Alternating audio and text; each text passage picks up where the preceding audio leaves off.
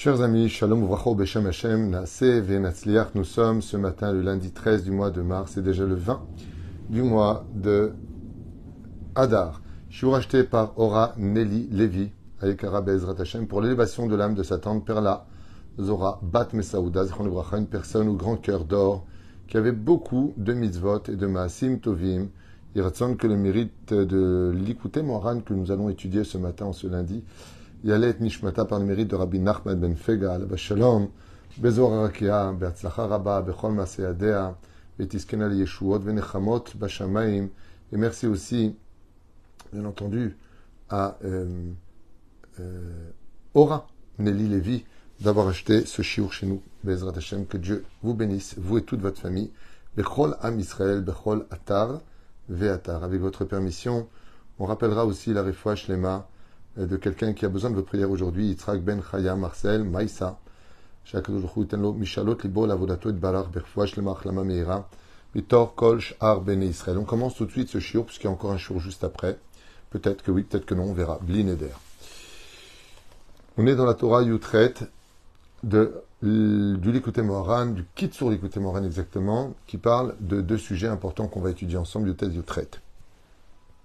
Aleda Afarat Hakaz Berachmanut. Vous savez qu'un des buts fondamentaux du judaïsme et de la Torah, c'est d'être capable de quitter ce que nous sommes pour devenir meilleur. C'est-à-dire que, comme vous avez remarqué, un enfant est petit quand il naît, et puis il devient par la suite grand, il grandit.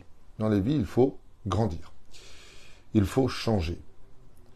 Et il dit que quand on est quelqu'un de colérique, quand on est quelqu'un d'émotif, donc automatiquement colérique égale émotif, ou trop d'orgueil, qui sont des synonymes de la colère, d'être quelqu'un de trop émotif ou d'orgueilleux, on ne supporte pas, on ne tolère pas, on n'accepte pas, on ne.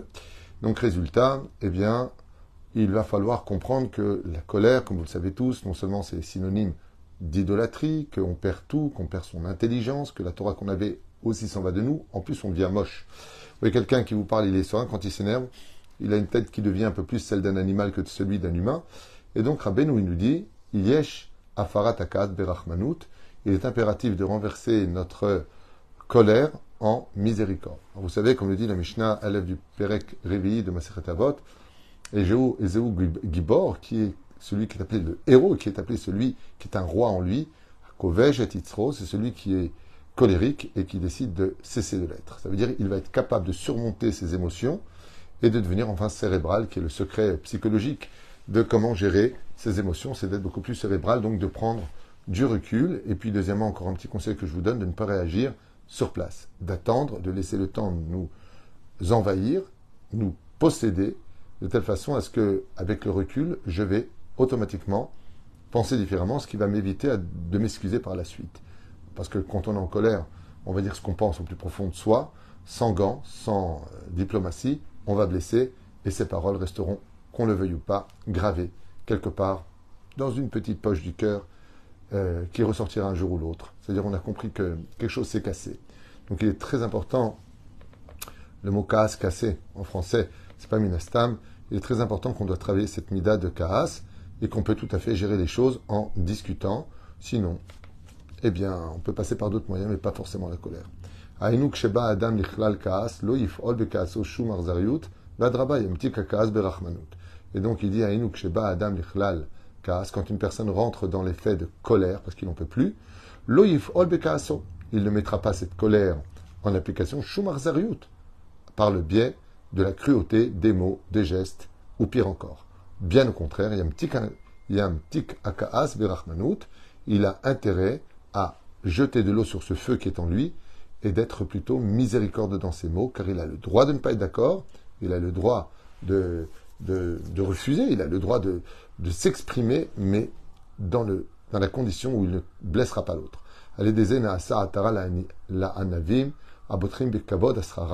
Et c'est ce qui devient la couronne des gens qui sont humbles dans ce monde.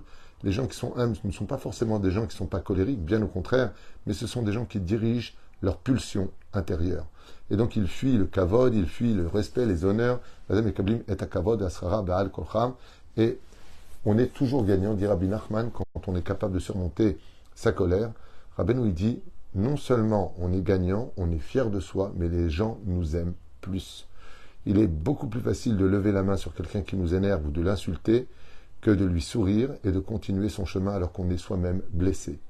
Le salaire est si grand que dans le ciel, eh bien, tout ce que la personne demandera ou toute personne qu'elle bénira sera exaucé par le biais d'avoir été capable de surmonter Ma'avir al-Midotav, ses propres pulsions. À l'aider à Farat Bitul Akaas.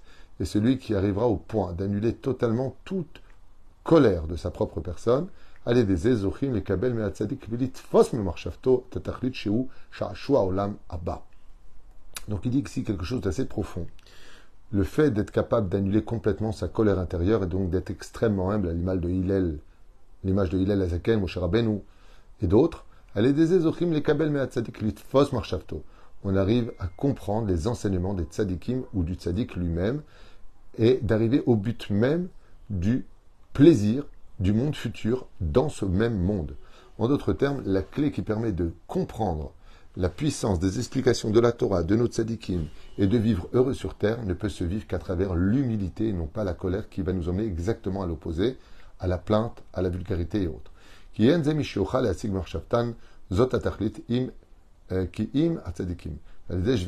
C'est par le fait de casser cette colère, Bezrat Hashem, donc de prendre du recul. Et c'est pour ça que je vous donnerai un conseil, surtout pour les femmes qui souffrent beaucoup dans cette génération à travers non seulement le travail comme les hommes, le labeur de la maison, les enfants qui sont devenus de plus en plus difficiles, c'est vraiment de prendre du recul. Et quand vous ne pouvez pas, vous vous arrêtez, vous dites « je ne peux pas, je ne peux pas ». Parce que si vous n'arrivez pas à gérer votre système de vie, eh bien vous allez vous sentir noyé dans un monde où vous allez passer dans la dépression. Il est très important, Bezrat Hashem, de prendre toujours du recul et de savoir que quand on ne peut pas, eh bien on ne peut pas. Zéou. Les filles, itma'atu ta'imuna, ken astarat pene Hashem v'charon apo.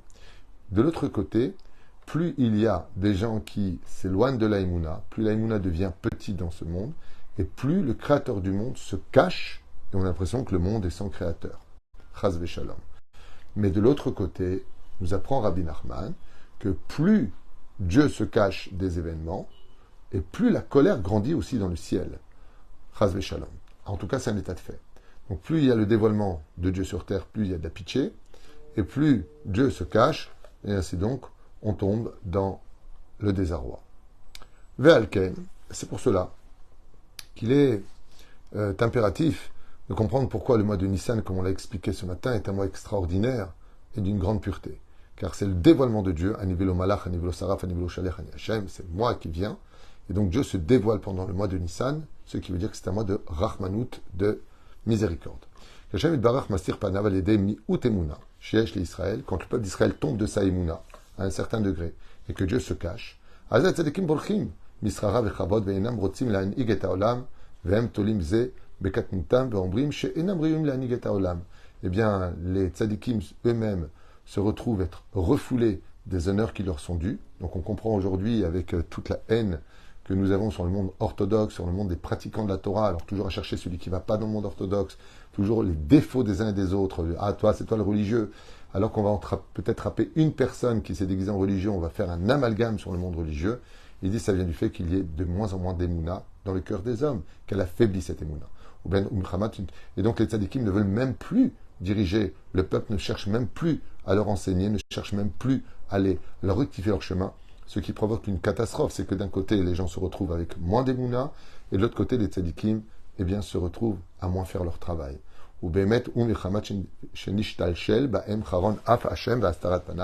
Et tout ça parce qu'en réalité, il y a une coordination, dit Rabbi Nachman, entre le monde d'en haut et le monde d'en bas, où Dieu, comme il se cache, se met en colère contre le peuple d'Israël et l'humanité, et de l'autre côté, les tzadikim n'ont plus cette liaison qui leur permet d'avoir la force de pouvoir changer l'histoire du peuple. Quand on est capable de changer, de casser sa colère par le biais de la miséricorde, de la patience et de l'amour de l'autre, Zochim l'Emouna, eh bien, sache une chose, c'est une preuve que tu as vraiment de l'Emouna. Cette phrase-là, je ne peux pas la laisser passer comme ça, on est obligé de revenir dessus. Rabbi Nachman, il dit ici quelque chose qui peut se lire rapidement, mais qui est très fort. Si tu es capable de casser ta Emouna, et que tu la remplaces par la miséricorde, tu as le mérite de recevoir la Emouna. Ça veut dire que quelqu'un qui est colérique, c'est quelqu'un qui n'a pas d'émouna. C'est parce qu'il estime que Dieu n'a pas fait son travail, que ce qui lui arrive, c'est pas juste, qu'il ne comprend pas que les choses se passent comme ceci et pas comme cela, en d'autres termes, il ne voit pas Dieu. Donc lui-même a refoulé Dieu dans sa colère. C'est pour ça qu'on dit qu'il est Oved Avodazara. Il ne travaille plus pour Dieu, il travaille pour quelque chose d'étranger, qui est le Satan qui est en lui. Oh. Donc, Rosim Lemoula, Valiédézé, un petit candilim. Et sache une chose, dit Rabbi Nachman, tu ne sais pas combien tu perds quand tu te mets en colère, mais tu ne sais pas non plus combien tu gagnes quand tu te calmes. Pourquoi ? Parce que dès que tu as des raisons de te mettre en colère, ou que tu te mets en colère, même sans raison, et que tu calmes cette colère-là, sache qu'au même moment, Dieu fait taire tous les anges accusateurs de tes fautes précédentes, et donc il les calme aussi. Tu te calmes, on se calme. Tu t'énerves, je les laisse s'énerver contre toi. Surtout que dans la colère, il y a des choses que les gens ignorent. Mais la première phrase, ils la connaissent. La deuxième, ils ne la connaissent pas. C'est que dans la colère, ils vont jurer sur la Torah, je divorce. Oula, tu viens de jurer sur la Torah que tu divorces. Tu viens de sceller ton divorce. C'est ça que tu ne sais pas. Ouais, mais j'étais en colère. Ben, te mettre en colère n'était pas permis. Et de jurer encore moins. Et veux-tu vraiment divorcer ? Oui, mais j'étais en colère. Ça ne justifie pas. Ça ne justifie pas. Tu as le droit de dire, voilà, tu vas me mettre en colère, je vais dire des mots que je ne pense pas. Et tu ne les dis pas. Vous savez combien de fois on m'a appelé pour me dire, Rav Tutu, je ne sais plus quoi faire. J'ai juré que si mon mari ou ma femme, ceci et cela, c'est le soir de son mikvé, je n'irai pas avec lui, je n'irai pas avec elle, je divorcerai. Ou pire encore, une femme un jour qui m'appelle et qui me dit, j'ai juré sur le Sefer Torah, sur la Mezouza exactement, elle me dit. J'ai juré d'abord sur la Torah. Après, j'ai mis ma main sur la Mezouza, je lui ai dit, tu quittes la maison, c'est fini entre nous, je divorce. Et mon mari a quitté la maison sous mes yeux. Et bon, on a parlé le soir, il est rentré le soir, on a parlé, on était plus calme, et puis voilà qu'on a fait l'amour, et puis voilà que... Mais qu'est-ce qui se passe quand j'ai dit ça, sache une chose. Cette parole que tu as dite, elle aura des répercussions. Tu peux revenir dans ce monde à cause de ça et redivorcer. Tu peux faire divorcer tes enfants à cause de ta phrase. Ou toi-même, plus tard, tu peux divorcer. La parole, c'est comme un cadeau, un ballon. Tu peux la jeter tellement haut qu'elle peut disparaître de tes yeux. Mais c'est qu'une question de temps avant qu'elle ne retombe. On n'est que perdant dans la colère. Il faut vraiment et impérativement le vivre. La colère nous fait tout perdre, y compris notre mazal. Et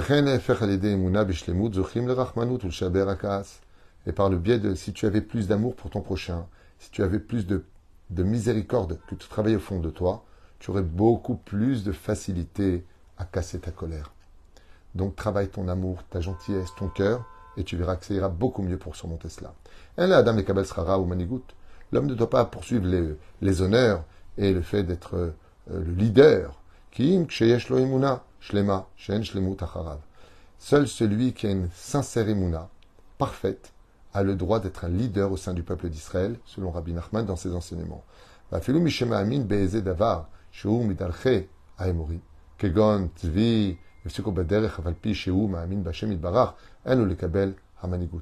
même si une personne croirait en des stupidités, comme le fil rouge que les gens se mettent au poignet, soi-disant, ça protège de quelque chose, alors qu'il n'y a absolument rien d'intelligent dans ce fil rouge, il protège de rien du tout.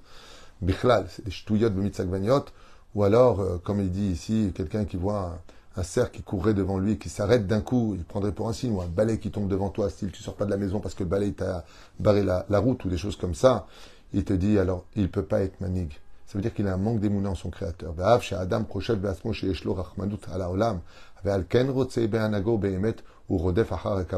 Et là, Rabbi Nachman nous apprend encore un clin d'œil super puissant. Il dit souvent, pour le soi-disant bien-être du peuple, on pense qu'on peut prendre la place de maire ou de rave de synagogue ou d'être un manig, d'être un dirigeant quelconque. Il dit qu'en réalité, c'est au nom du bon cœur qu'on a pour les autres au début. Mais il faut bien se poser la question, est-ce que ce n'est pas pour la place que tu te bats ? Vous savez combien de personnes j'ai vu de mes propres yeux se battre pour le peuple, se battre pour des idéologies, et une fois avoir trouvé la place du trône, avoir complètement oublié toutes ces ichronos, tous ces principes fondamentaux pour lesquels ils se sont battus. Je pense que l'histoire politique a la première place comme exemple dans ce domaine. Tout promettre, puis une fois qu'on est là-bas, il n'y a plus rien. Allez à la bat Chachamim, celui qui aime les Talmidei Chachamim, celui qui aime les Rabbanim, celui qui aime ceux qui étudient la Torah. Tikon Malchut Manigut. בעזרת השם, כשבא למלך או מנהיג, איזה שנאה לחכמים, ידוע להבלה, שמן השמיים יורידו ממלכותו, כי אין קיום לעולם בלא חוכמה.